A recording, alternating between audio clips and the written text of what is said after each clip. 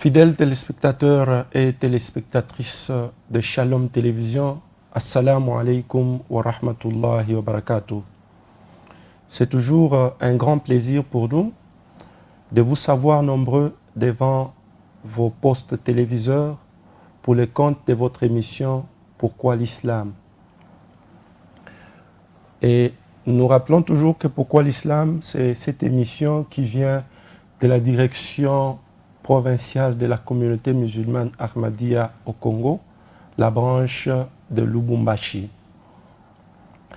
Sur ces plateaux, vous aurez les services de votre aimable serviteur Juma Ahmed Kanda. La fois dernière, nous étions en train de parler de la prière musulmane, étant le deuxième pilier de l'islam. La prière a une grande place ou une place de choix au sein de la communauté islamique. Donc, nous sommes en train ici d'expliquer pilier après l'autre. Nous avions commencé avec la shahada, kalimatu shahada, qui était simplement l'effet de témoigner qu'il n'y a qu'un seul Dieu digne d'être adoré, et Muhammad sallallahu alayhi wa sallam est son serviteur et messager. Puis, nous avions exposé sur la prière d'une façon beaucoup plus synthétique parce que c'est un grand enseignement qui pourra nous prendre beaucoup de séances. Alors ici, nous sommes en train d'y aller avec des détails, mais d'une façon un peu synthétisée. Aujourd'hui, nous allons prendre le troisième pilier de l'islam, qui n'est pas le moindre, c'est l'aumône ou la zakat. La zakat en arabe, mais en français, nous pouvons traduire ça par l'aumône obligatoire. Mais avant de passer au sujet du jour, nous allons devoir répondre à une ou deux questions, parce qu'il y a toujours des questions qui nous parviennent pendant et après les émissions. Nous avons reçu une question d'un frère qui voulait savoir pourquoi la prière musulmane se fait seulement en arabe. Et aussi, l'autre sous-question, c'était pourquoi les musulmans ne prient-ils pas dans leur langue? La réponse à cette question est que l'islam et les musulmans veulent à tout prix préserver leur livre saint qui est le Coran, et en faisant cela, ils ont adopté la langue du Coran. La langue du Coran, c'est l'arabe, et le prophète qui était un arabe a eu la révélation en arabe. Voilà pourquoi dans la prière musulmane, il y a une partie où nous faisons des litanies, nous répétons la prière en arabe, mais il y a d'autres parties où nous pouvons prier dans nos langues. Parce que, selon les explications, une prière, c'est cette causerie qui s'est faite entre le Créateur et son serviteur. Et ici, si vous priez dans la langue d'une autre personne ou dans une autre langue, peut-être que vous ne maîtrisez pas bien, vous n'allez pas exprimer vos vœux et exprimer ce que vous voulez devant votre Seigneur. C'est pourquoi, dans la prière musulmane, lorsque vous êtes dans cette posture de prosternation, vous avez votre front collé contre le sol, comme l'avait fait le Christ dans la Bible. Donc, c'est à ces moments-là que vous êtes le plus proche de votre Créateur. Après avoir dit qu'il est le plus haut, vous devez aussi prier dans votre langue maternelle, pourquoi pas. Donc les musulmans ne prient pas seulement en arabe, ils prient aussi dans toutes les langues du monde, parce qu'à Allah appartient le royaume du ciel, ou des cieux et de la terre. Ici, toutes les langues appartiennent aussi à Allah. Dans n'importe quelle langue, priez et il va vous exaucer. Mais en préservant la langue du Coran, nous allons protéger le Coran de plusieurs tournures ou interprétations comme l'ont connu d'autres saintes écritures venues avant le Coran. Vous allez voir que plus une religion ou un enseignement s'éloigne du porteur de ces messages-là, les messages commencent à être interprétés et de l'interprétation vient la trahison. Quand vous traduisez d'une langue à une autre sans vous référer à l'original, vous allez partir très loin de l'original. C'est pourquoi, en gardant l'arabe dans notre culture, c'est tout simplement une façon pour nous de préserver la parole des dieux. Vous allez voir que même quand nous traduisons le Coran, nous gardons toujours la partie réservée à l'arabe. Pourquoi? Parce que si moi je traduisais, quelqu'un d'autre pourra dire qu'ici, peut-être que le verbe utilisé ne tient pas vraiment ou n'interprète pas réellement ce qui devrait être dit. Alors, on se réfère directement à l'original qui est l'arabe et de cette façon, nous n'allons pas à connaître l'interpolation du message. Voilà. Pour ce qui est de la prière islamique, pourquoi en arabe et pourquoi vous ne priez pas dans d'autres langues, c'est là, en quelques lignes, une réponse à cette question. Et entrons maintenant dans le vif de notre sujet qui est l'aumône, parce qu'au début, je vous avais dit que nous tenons les 5 piliers de l'islam, des dires de notre prophète sallallahu alayhi wa sallam, qui avait dit « Buni al-Islam ala khams ». L'islam est une religion fondée sur 5 piliers. Le premier étant « Ash-shahadatu Allah ilaha illallah wa anna Muhammad Rasulullah ». Ash-shahada, les témoignages que nous avions ici expliqué en détail, que ces témoignages ne doivent pas seulement être verbal, mais il doit se vivre. Parce que l'islam, c'est un comportement que nous devons afficher. Quand nous disons que l'islam, c'est la soumission à la volonté de Dieu, ça ne doit pas seulement être dans les dires, mais ça doit se vivre et ça doit se voir dans notre comportement. Et quand vous dites que Allah est seul digne d'être adoré et Muhammad est son serviteur et messager, cela doit être aussi interprété dans notre comportement. Et si vous vous rappelez bien, nous y avons confié 45 minutes pour expliquer. Et deuxièmement, nous avons parlé de as-salat. Les salats, ici, ce sont les 5 prières obligatoires. Et nous y avons aussi consacré 45 minutes d'émission pour expliquer. Aujourd'hui, nous parlons des zakat. Zakat qui est l'aumône obligatoire. Nous devons d'abord commencer par la signification du mot zakat. Zakat signifie quoi? Zakat vient de l'arabe zakia, qui signifie tout simplement qu'il avait purifié. Donc, zakat, c'est-à-dire, c'est la purification. Comment ça fait-il que nous parlons de l'aumône où on voit les biens mondains, mais de l'autre côté, on nous parle de la purification? Est-ce que zakat, c'est l'eau? Zakat, c'est quoi? Parce qu'on se purifie avec de l'eau. Comment ça fait-il que zakat devient la purification? Ici, nous commençons directement avec le verset 2, le verset 103 du 2e chapitre du Saint-Coran à Surat Baqara, où Allah dit « Prends pour donner aux pauvres une partie de leurs biens en aumône, afin que, par ces moyens, tu rends propre et tu les purifies. » Donc, quand nous prenons une partie de nos biens et nous donnons en aumône, nous faisons ça pour purifier le reste que nous avons. Parce que sur tout ce que nous avons, il y a le droit des autres. C'est bien sûr nous qui avons travaillé pour avoir les biens que nous avons, mais n'oublions pas que sur ce que nous avons, il y a aussi les droits des autres. Il y a les droits des orphelins, sur ce que nous avons, le droit des pauvres, sur ce que nous avons, il y a le droit des unis sur ce que nous avons.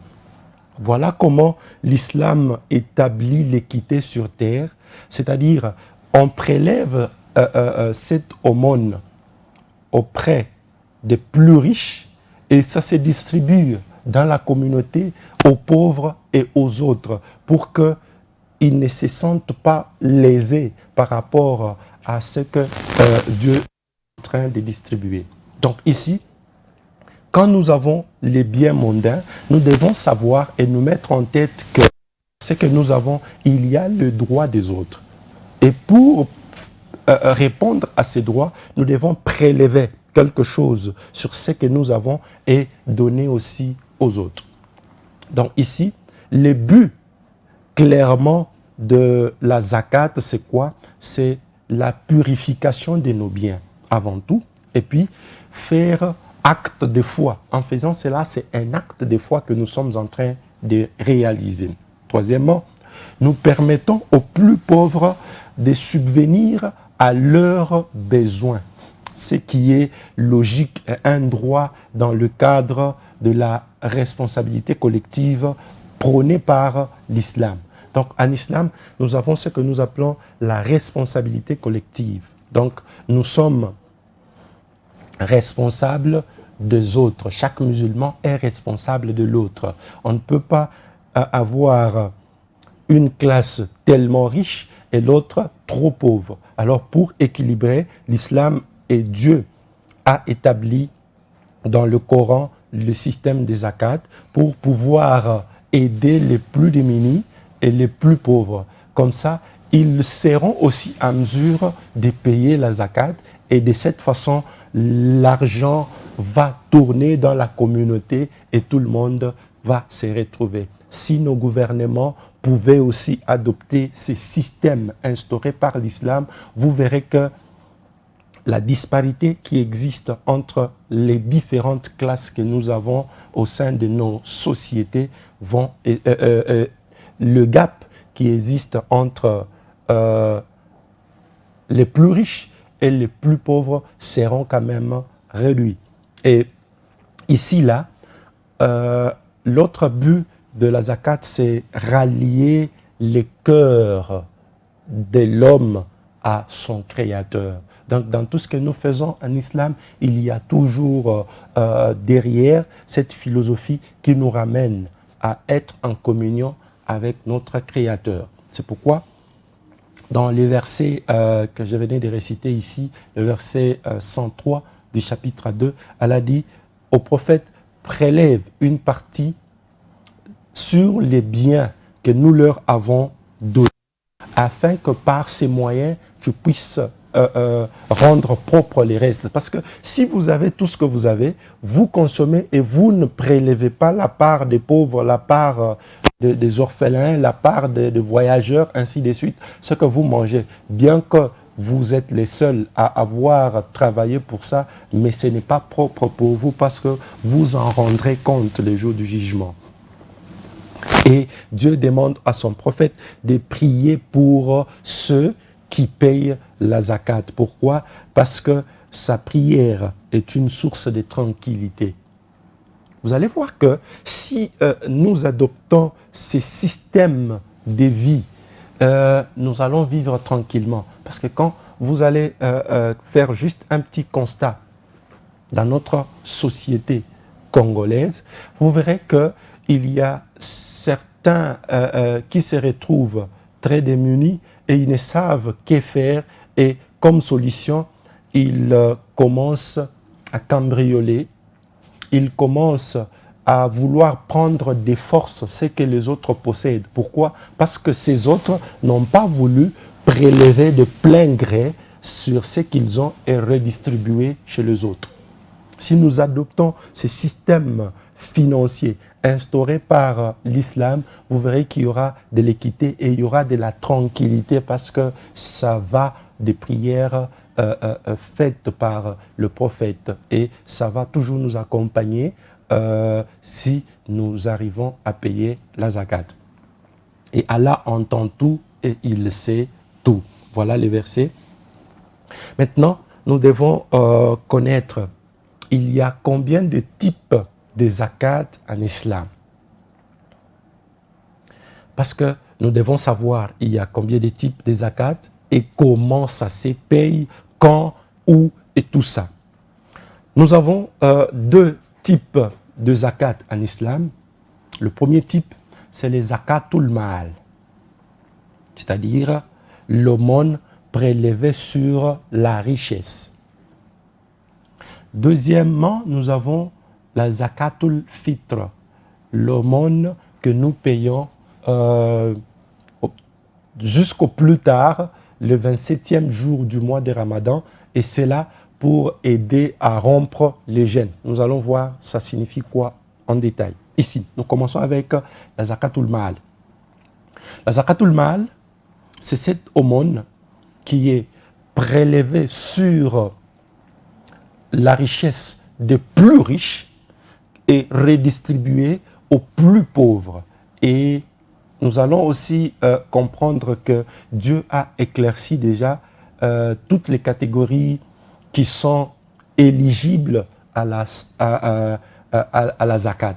Nous allons voir ici qui sont éligibles, qui vont prendre cette zakat, parce qu'on ne peut pas dire que nous donnons aux pauvres, sinon beaucoup seront pauvres, même ceux qui sont en mesure de payer la zakat. Ils vont se déclarer pauvres pour recevoir. Et nous allons voir qui est en mesure et qui est éligible à la zakat. La zakatul mal est prélevée sur le bien, la richesse des plus riches et redistribuée dans la communauté. La zakatul mal se donne une fois l'an à une valeur de 2,5% de biens ou de cette richesse thésaurisée. Donc, ici, la zakatul mal se paye sur le bien que nous avons gardé pendant une durée d'une année. Et comment ça se calcule? La valeur de la zakat est de 2,5%. Donc, vous évaluez tout ce que vous avez eu à garder sans dépenser pendant une année et vous évaluez ça si ça dépasse la valeur de 85 grammes d'or. Donc, nous devons chaque fois, en tant que musulmans, nous renseigner sur le marché mondial ou économique mondial de l'or. Parce qu'ici, nous devons payer si nos biens, la richesse que nous avons thésaurisée pendant une année dépasse la valeur de 85 grammes d'or. Si vous regardez aujourd'hui sur le marché international, vous verrez que 85 grammes d'or, ça peut valoir autour de 3600 ou quelque chose de dollars. Alors, si vous avez votre argent que vous avez gardé pendant une année sans dépenser, c'est-à-dire que vous avez d'autres, vous avez autre et vous avez plus que ça. Si vous ne pouvez pas dépenser ça et vous avez gardé pendant une année, c'est-à-dire vous avez plus. C'est pourquoi vous n'avez pas touché à ça. Alors, dans cet argent, estimez, évaluez, si ça dépasse la valeur de 85 grammes en or, la zakat devient obligatoire sur vous. Alors, vous prélevez dans cela 2,5% que vous allez donner en aumône pour que ça soit distribué ou redistribué aux autres. Donc, premièrement, c'est ça la zakatul mal. Et qui sont soumis à payer la zakat, ce sont ceux qui ont thésaurisé leur argent pendant plus ou moins une année. Et quelles sont les choses ou les biens qui sont, ou sur lesquels nous devons prélever la zakat? Nous disons que nous devons avoir les biens et fortunes en espèces, par exemple les métaux précieux, dépôts ou titres bancaires. Là, on prélève la zakat sur ça. Vous regardez sur les biens et fortunes que vous avez. Et ici, on ne parle pas des immobiliers. OK? Si vous avez des maisons que vous êtes en train de vendre, là, c'est autre chose. Mais si c'est votre patrimoine immobilier, on ne prélève rien sur ça parce que sinon on commencerait à passer dans des maisons de chaque musulman et évaluer des voitures, évaluer des maisons et imposer la zakat sur ça. Non, ici ce sont des biens et fortunes en espèces. Par exemple, les métaux précieux. Vous avez gardé à la banque de l'or, vous avez gardé à la banque les diamants, vous avez gardé les métaux précieux. Là, on va évaluer. Et si c'est moins que la valeur des 85 grammes en or, à ce moment-là, vous ne payez rien. Donc, vous êtes aussi considéré comme un pauvre. Et les fonds de commerce aussi. Votre fonds de commerce, sur ça, nous prélevons la zakat. Et sur les bestiaux, les ovins, les bovins ou encore tout ce que vous pouvez avoir comme les bestiaux ou comme ce que vous avez là, c'est pour ceux qui peuvent se dire des fermiers. Parce que vous allez dire, nous n'avons pas thésaurisé l'argent à la banque, nous n'avons aucun donc nous n'avons pas de métaux précieux que nous avons gardés. Comment est-ce que nous allons payer? Ici, nous allons évaluer ce que vous avez comme bestiaux, ce que vous avez comme les ovins, le bovin, le poulet, ainsi de suite. Nous évaluons. Si le prix de tout ça, la valeur dépasse 85 grammes d'or, à ce moment-là, on prélève les 2,5% que vous pouvez payer en espèces ou en nature, et à ce moment-là, ça sera redistribué aux autres. Et nous avons d'autres biens qui ne sont pas soumis à la zakat, par exemple des terrains, des immeubles, les bâtiments. Sinon, on allait commencer, comme je venais de le dire, à évaluer tout ce que les musulmans possèdent comme immeubles, comme voitures, et sur ça, vous allez commencer à payer la zakat chaque année. Mais vous êtes épargné parce que sur les terrains, les immeubles, les bâtiments, là, on ne prélève pas l'aumône sur cela. Et vos vêtements, vos voitures, on ne prélève pas. Vos hypothèques, on ne prélève rien. Les bijoux, mais il y a une école de pensée en islam, c'est ce que nous appelons l'école des Shafi. Pour eux, sur les bijoux des femmes qui ont aussi la valeur dépassant 85 grammes en or, on prélève aussi les 2,5% de pourcentage pour redistribuer aux plus pauvres. Mais pour beaucoup d'autres classes, nous avons quatre écoles. Pour les 3, on ne prélève pas sur les bijoux. Donc ici, vous avez thésaurisé votre argent, vous avez gardé l'argent à la banque, la valeur de cet argent dépasse 85 grammes d'or, c'est-à-dire au-delà, si nous estimons aujourd'hui sur les marchés internationaux, ça peut aller à 3000 quelques au-delà, 3600, 3700 $. À ce moment-là, vous êtes considéré aussi comme un nouveau riche. Et si vous avez moins de ça, vous êtes pauvre comme tous les autres. Alors on prélève sur ce que vous avez et on redistribue pour que les pauvres deviennent aussi riches et qu'ils commencent aussi à aider les autres. Et de cette façon, ces systèmes financiers instaurés dans l'islam, si c'est vraiment respecté, au bout de quelques années, on ne va plus compter les pauvres dans la communauté des musulmans. Voilà la sagesse et voilà la philosophie derrière l'instauration des zakat en islam. Alors, quand nous prélevons tout ça, comme je venais de le dire, il y a déjà une spécificité sur ceux qui doivent consommer ou ceux qui sont éligibles à la zakat. Sinon, nous tous là, nous allons commencer à cacher ce que nous avons. Et pourtant, le verset disait qu'Allah connaît tout. Vous ne pouvez pas cacher quoi que ce soit parce que c'est lui qui vous donne ça. C'est lui qui vous a octroyé tout ce que vous avez. Alors, qui sont éligibles à la zakat? Nous allons toujours lire le chapitre, nous lisons cette fois-ci le chapitre 9, verset 60. Allah dit, les aumônes ne sont que pour le pauvre. Si vous êtes riche, les aumônes ne sont pas pour vous, c'est pour le pauvre.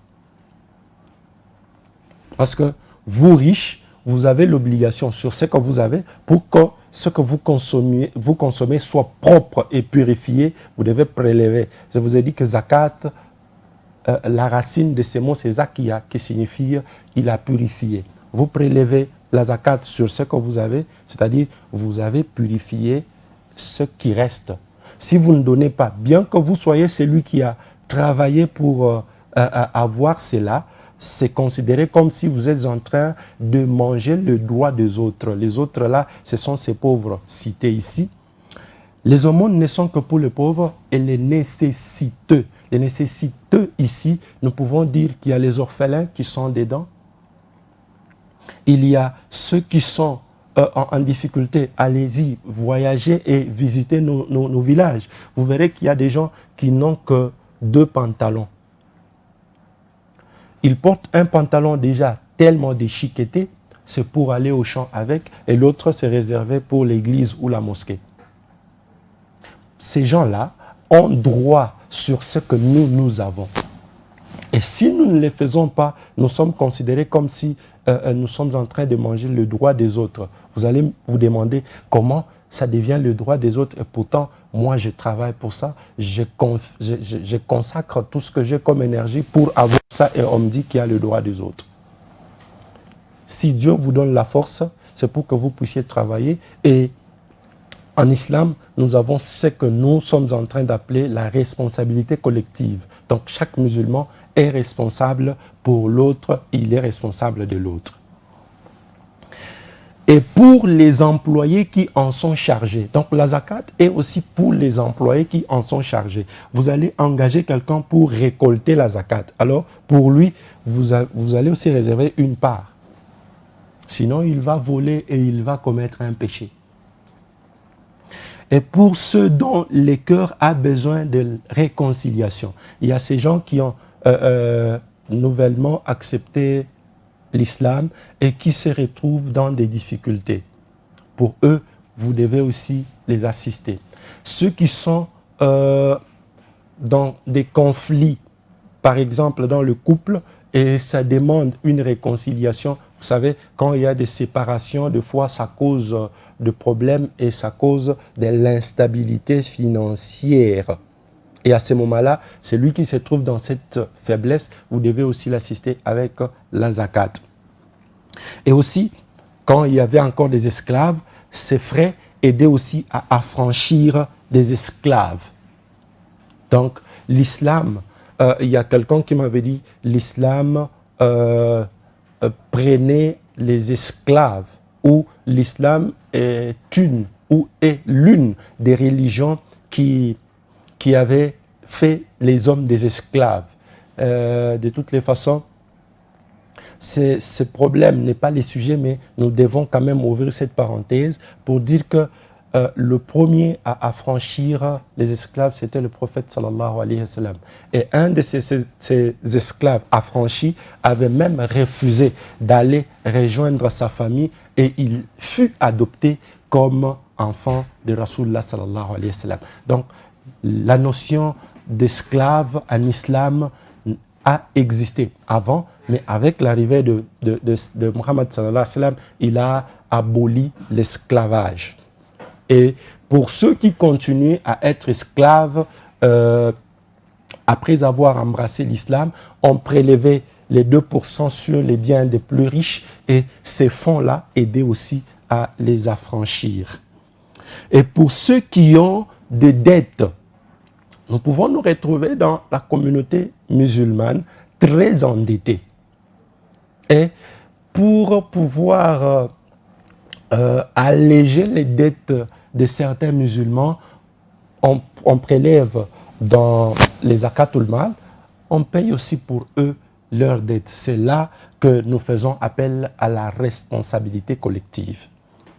Et pour la cause d'Allah, après tout, c'est aussi pour la cause d'Allah. Vous allez voir que les pays arabes qui sont plus riches et où on retrouve les multimilliardaires, qu'est-ce qui se fait? Quand eux prélèvent les 2,5% de leur richesse par an, ça s'évalue en termes de millions et milliards de dollars.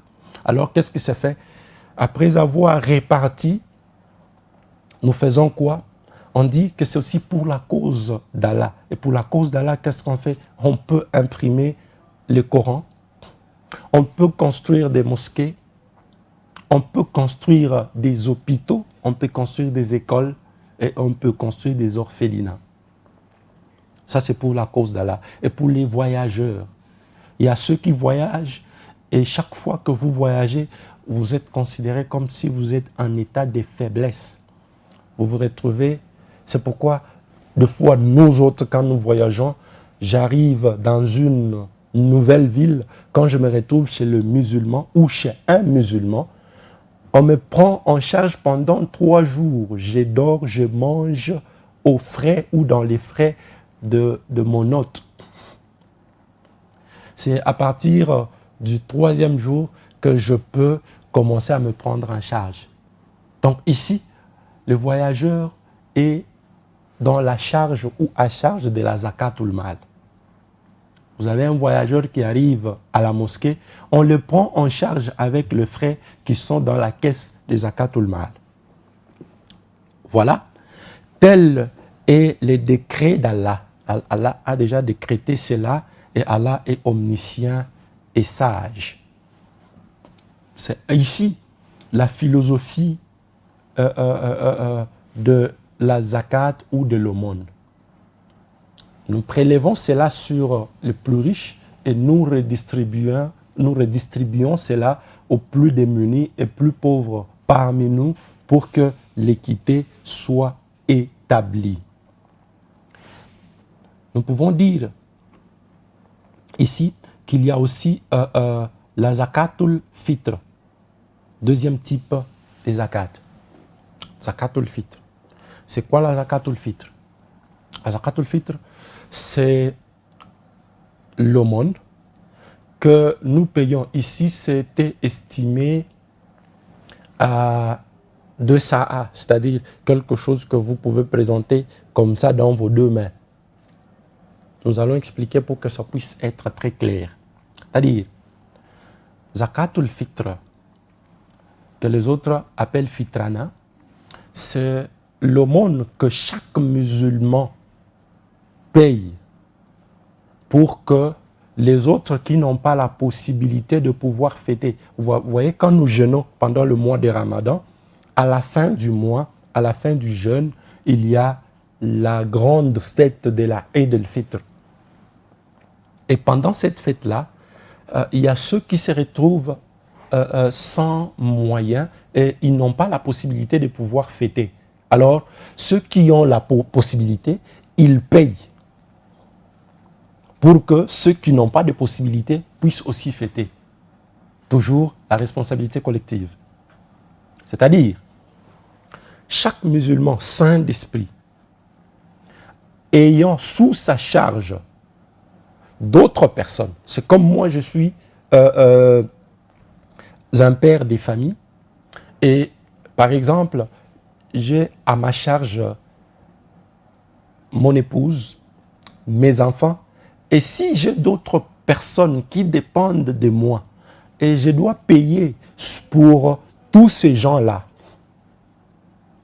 qu'est-ce que ça signifie? C'est évaluer en termes de blé, de riz, de sucre, maïs, ainsi de suite, mais avec la communauté ou les communautés modernes, nous évaluons cela en termes monétaires. Qu'est-ce que nous faisons? Chaque an, nous pouvons fixer que la zakatul fitr, c'est un seau de riz. Si chaque musulman apporte un seau de riz, moi j'ai un seau de riz et j'ai sous ma charge d'autres personnes qui dépendent de moi. J'ai 7 personnes qui sont à ma charge. C'est-à-dire, je donne un seau de riz pour moi-même et je paye aussi pour les autres. C'est-à-dire, 1 plus 7, ce qui va faire 8 seaux de riz. Je dépose là-bas. Mais si nous évaluons cela en termes monétaires, nous pouvons dire que cette année, nous payons $1 par exemple. Donc, tout celui qui a jeûné les mois de Ramadan et tous ceux qui sont sous sa charge, il paye pour eux. Et même ceux qui n'ont pas jeûné, même si c'est un bébé d'un jour, vous payez aussi pour ces bébés-là. Donc, si c'est fixé à $1, vous payez votre $1 et vous payez aussi $1 par tête pour tout celui qui dépend de vous. Donc, comme moi, par exemple, je paye $8. Et c'est là, quand ça arrive dans la caisse de la communauté redistribue aux pauvres, déjà identifiés, tel est pauvre, l'autre est pauvre, l'autre est pauvre, et on donne aussi à ces gens-là. Ces jours-là, vous allez voir que chaque musulman fête sans discrimination, parce qu'il y a eu cette responsabilité collective, ils ont été pris en charge par les autres. Et la zakatul fitr est imposable sur tout musulman qui y a une possibilité, qui a jeûné. Il y a les pauvres qui ont jeûné, qui n'ont pas de moyens, pour eux, ils vont attendre. Ceux qui ont la possibilité, ils vont payer pour eux-mêmes, et pour tous les autres qui ne peuvent pas payer, qui sont sous leur charge. Et à ce moment-là, tout le monde fête et tout le monde se retrouve le jour de la Eid al-Fitr. Donc ici, vous voyez que l'aumône, si c'est vraiment respecté, si la philosophie de l'aumône est vraiment respectée, nous allons compter peu de pauvres au sein de la communauté et nous allons compter plus des riches, et plus il y a des riches, plus il y a la stabilité, et cela va réduire aussi de l'injustice au sein de nos sociétés. Nous lisons aussi dans les écrits et les enseignements de notre prophète sallallahu alayhi wa sallam sur l'aumône ou la zakat. Il y a Hazrat Muaz radiallahu anhu qui raconte que il fut nommé par le prophète sallallahu alayhi wa sallam comme gouverneur d'une certaine région.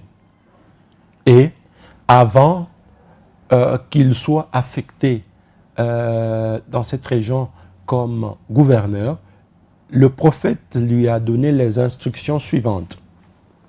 Il lui a dit: quand tu rencontreras des gens du livre, tu les inviteras à témoigner qu'il n'y a qu'un seul Dieu, Allah, et que moi, Muhammad sallallahu alayhi wa sallam, je suis son envoyé. C'est-à-dire, ce coin-là, tu vas retrouver aussi les gens du livre. Quand nous parlons des gens du livre, ce sont ces gens à qui le livre avait été donné avant l'islam. Parmi eux, nous avons les Yahoud ou les Yahoudiya, les Nassariya, nous avons les Juifs et nous avons les chrétiens, les Nassara. Quand tu rencontreras le Juif et les chrétiens, invite-les à l'islam. S'ils acceptent cela, tu leur diras qu'Allah leur a rendu les 5 prières quotidiennes obligatoires. Donc c'est comme nous avions commencé ici d'abord avec appeler les gens à témoigner qu'il n'y a qu'un seul Dieu et Mohammed est son messager. Quand les gens vont accepter, pourquoi on doit dire ça aux gens des livres? Parce que pour eux, il y a ceux qui croient qu'il y a 3 personnes en Dieu. Alors, pour cela, tu dois d'abord commencer par les inviter à l'unicité des dieux. Qu'ils apprennent, qu'ils acceptent qu'il n'y a qu'un seul Dieu. S'ils acceptent, donc ils deviennent musulmans. Alors, tu leur diras que Allah a rendu pour eux les 5 prières quotidiennes obligatoires. Donc, ils acceptent l'islam. Il faudrait leur dire que vous ne devez pas vous arrêter là, vous devez aussi prier. Et si ils acceptent cela, tu leur diras que Dieu leur a rendu l'aumône obligatoire. Quand vous lisez le Coran, vous verrez que chaque fois ou plusieurs fois qu'Allah parle de la prière, il parle aussi de l'aumône. Wa aqimu ssalah wa atu zakat. Observez la prière et payez la zakat.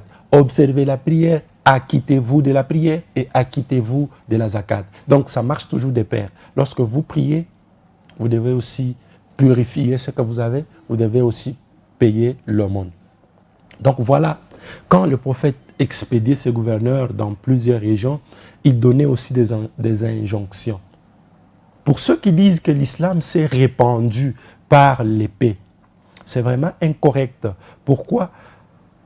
Nous ne pouvons pas dire que les premiers musulmans ne se sont pas battus par ou avec l'épée.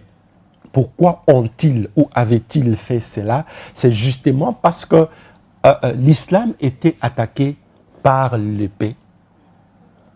Et pour cela, ils ont d'abord en premier lieu encaissé. Ils n'ont pas directement répliqué par la violence, puis ils ont attendu le jour où Allah a donné l'ordre. Il a dit, aujourd'hui, la permission de se défendre a été donnée à ceux qui ont été opprimés. Vous avez été opprimés, alors aujourd'hui, on vous donne l'autorisation de vous défendre. Donc, toutes les guerres que les premiers musulmans ont eu à faire, ce fut des guerres défensives pour pouvoir protéger l'islam. Sinon, on allait effacer l'islam de la surface de la terre. Et qui serait devenu musulman et qui appellerait les gens à l'unicité de Dieu si on avait tué tous les musulmans. Alors, ils se sont défendus avec l'épée parce qu'à ce moment-là, l'ennemi attaquait avec l'épée. Mais aujourd'hui, l'islam est attaqué sous diverses formes et nous ne pouvons que rétorquer à travers le même moyen utilisé par l'ennemi. Il y a ceux qui utilisent l'encre pour écrire des livres contre l'islam. Alors, en réponse, nous ne portons pas de bombes, nous devons aussi prendre l'encre et répondre avec la même arme utilisée par notre ennemi. Voilà un exemple ici. Quand le prophète envoyait ses émissaires, il leur disait « Appelez les gens à l'islam. S'ils acceptent, il faut leur dire que la prière est obligatoire. S'ils acceptent, il faut leur dire que l'aumône est obligatoire et ces aumônes seront prélevées des riches de parmi eux pour être distribués parmi les pauvres de leur communauté. Ça se donne seulement dans notre communauté. Et s'ils acceptent cela, tu ne prélèveras pas ce qu'ils ont de meilleurs. Donc quand tu arrives, s'ils acceptent, ne prends rien. Tu prends seulement ce qui est dû. Et crains la prière de l'opprimé. Et le prophète disait toujours à ses émissaires, craignez la prière de l'opprimé. Pourquoi? Car il n'y a pas de barrière entre elle et Allah. Ça, c'est tiré de Kitabu Zaka, Bukhari, Kitabu Zaka. Donc, quand vous oppressez quelqu'un, l'opprimé, quand il prie contre l'oppresseur, entre lui et Dieu, il n'y a pas de barrière. Alors, dans ce que nous avons, payons l'aumône pour que ces gens ne fassent pas une prière contre nous parce qu'ils seront considérés comme opprimés. Et entre l'opprimé et Dieu, la prière contre l'oppresseur, il n'y a pas de barrière.